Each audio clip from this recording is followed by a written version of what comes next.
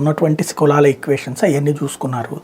అక్కడ టోటల్గా 48 గెలిచింది కదా బీజేపీ, అందులో 10 వైఎస్ఎస్ గెలిచారు. అక్కడ 10 మంది ఎమ్మెల్యేలు వైఎస్ఎస్ గెలిచారనమాట. అందుకని ఇచ్చారు అక్కడ. వీళ్ళ సామాజిక వర్గం హర్యానాలో కూడా స్ట్రాంగ్ అనమాట రాజకీయంగా. రెండోది ఏంటంటే ఎంఐ ఏబీవీపీ నుంచి ఉన్నది, అంటే కార్యకర్తలకి మేము ప్రయారిటీ ఇస్తామని చూపిస్తున్నారు ప్రతి చోట కూడా. ఏదో బయట నుంచి వచ్చినటువంటి వాళ్ళు హిమంత బిశ్వ శర్మ అలాంటి వాడికి ఇచ్చారు త్రిపుర, ఏది మన అస్సాంలో. అలాగే త్రిపురలో కూడా బయట నుంచి వచ్చిన వాళ్ళకి ఇచ్చారు, ఆ బిప్లవ్ దేవ్ ఇట్లాంటి వాళ్ళకి అందరికి కూడా. బట్ అది బయట నుంచి వచ్చిన వాళ్ళకి ఇస్తున్నారు, మన వాళ్ళకి లేదు అనేటటువంటి కాన్సెప్ట్ కాకుండా ఆ రెండు చోట్ల పార్టీ పరిస్థితి అంతంత మాత్రంగా ఉంది కాబట్టి బయట నుండి వచ్చిన వాళ్ళకి ఇచ్చారు.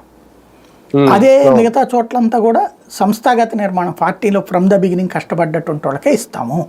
గుజరాత్లో ఫ్రమ్ ద బిగినింగ్ పార్టీలో ఉన్నోళ్ళే, రాజస్థాన్లో ఫ్రమ్ ద బిగినింగ్ పార్టీలో ఉన్నోళ్ళే, ఛత్తీస్గఢ్ అంతే, ఢిల్లీ అయితే విద్యార్థి దశ నుంచి ఉన్నటువంటి అమ్మాయి, సంఘ పరివారం సంబంధితము, ప్లస్ అమ్మాయి క్రమశిక్షణ ఉంది, అలవాటు ఉంది, వ్యవస్థ ఎట్లా లేదటువంటిది కాబట్టి నడుస్తుంది. సామాజిక ఈక్వేషన్స్ ఇందులో బీభత్సమైన ఇదేం లేదు, ప్లాన్తో. ఇంకోటి ఏంటంటే దేశవ్యాప్తంగా అన్ని సామాజిక వర్గాలకి ప్రయారిటీ ఇస్తున్నట్టు ఇప్పుడు రాష్ట్రపతికి ఇచ్చిన అట్లాగా అన్ని సామాజిక వర్గాలు ఏవైతే అసలు రాజ్యాధికారానికి దూరం అవుతున్నాయో.